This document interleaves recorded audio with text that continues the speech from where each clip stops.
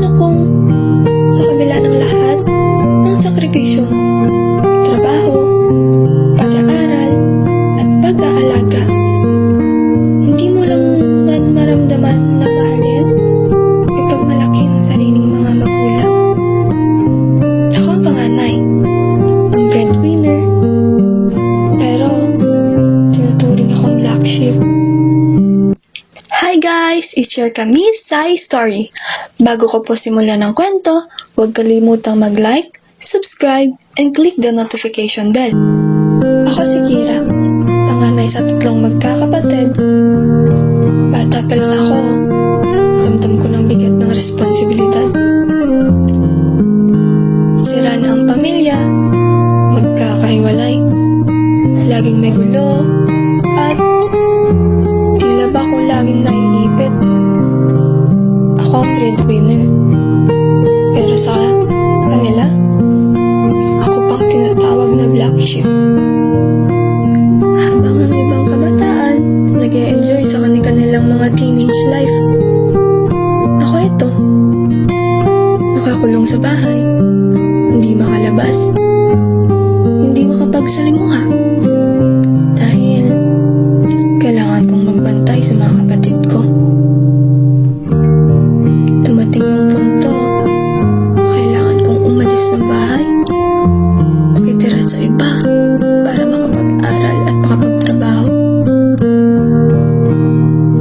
Pagod na pagod ako.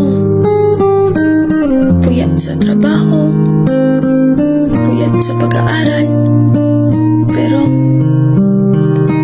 kailangan kong kayanin. At sa kabila ng lahat ng yon, pag-uwi ko, imbis na yakap o pasasalamat ang sasalubong, galit at sermon ang bubungad. Dahil hindi sapat ang kinikita ko. Sa eskwela, mataas ang grado ko. Paulit-ulit kong pinapakita na kaya ko. Nagsusumikap ako.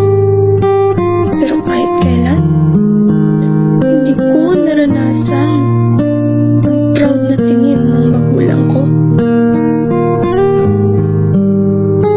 Wala. Naramdaman ko lang pagod at ang bigat ng mundo na parang ako lang may pasan.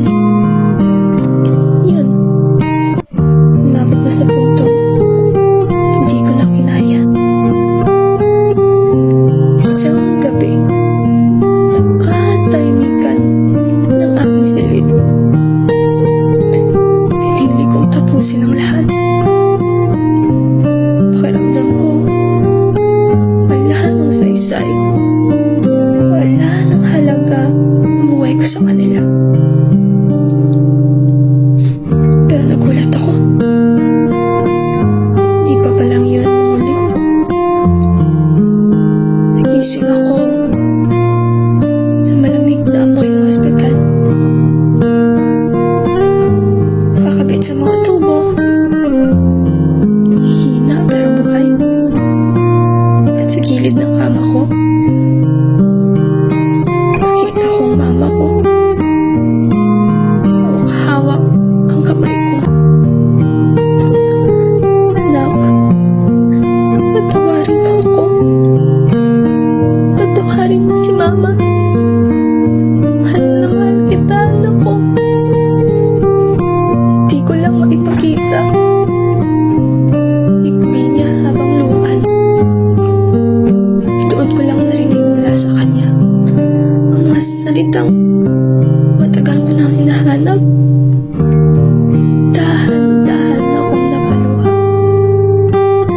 Siguro, minsan talaga, kailangan pa nating malapitang mawala bago matutong pahalagahan.